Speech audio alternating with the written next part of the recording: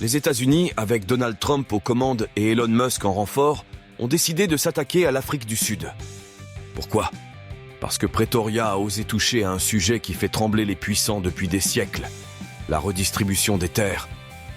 Oui, vous avez bien entendu, le gouvernement sud-africain a dit « Hé les gars, ça fait 30 ans qu'on a fini l'apartheid, mais 80% des terres agricoles appartiennent encore à une poignée de familles blanches.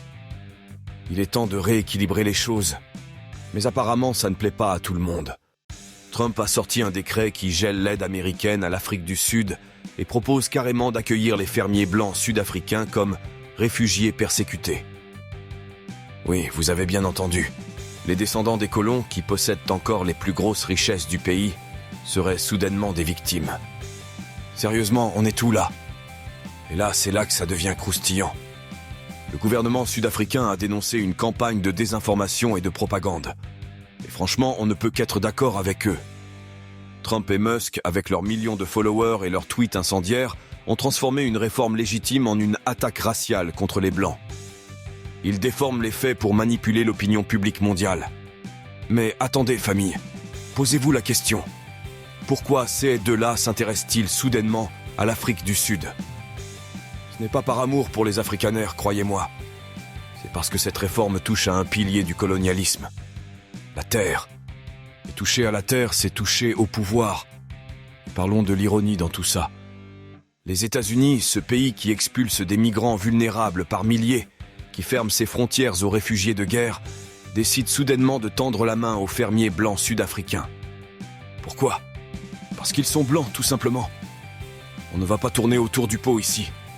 Cette histoire de réfugiés persécutés, c'est juste une excuse pour protéger les intérêts économiques et maintenir un statu quo colonial. Et puis, soyons sérieux. Depuis quand les États-Unis se préoccupent-ils des droits humains en Afrique? Ils ont pillé nos ressources, soutenu des dictateurs et ignoré nos luttes pendant des décennies. Mais là, tout d'un coup, ils deviennent les chevaliers blancs des afrikaners. Vous y croyez, vous? Et parlons un peu d'Elon Musk, ce milliardaire qui adore jouer les héros de la tech. Ce gars-là a grandi en Afrique du Sud pendant l'apartheid. Il sait très bien comment les choses fonctionnaient là-bas. Mais au lieu de soutenir les efforts pour réparer les injustices historiques, il préfère crier au racisme inversé. Sérieusement, Elon, tu veux nous faire croire que toi, le gars le plus riche du monde, tu es une victime? Arrête ton cinéma. Alors, famille, voici les vraies questions qu'on devrait se poser. Pourquoi les États-Unis s'intéressent-ils autant à cette réforme foncière? Est-ce parce qu'ils ont peur que d'autres pays africains suivent l'exemple de l'Afrique du Sud? Pourquoi la communauté internationale ne s'est-elle jamais autant indignée quand des terres ont été volées aux populations noires pendant des siècles? Famille, cette histoire, c'est un rappel que la lutte pour notre souveraineté et notre dignité n'est pas terminée. Quand on commence à reprendre ce qui nous appartient, les puissants paniquent.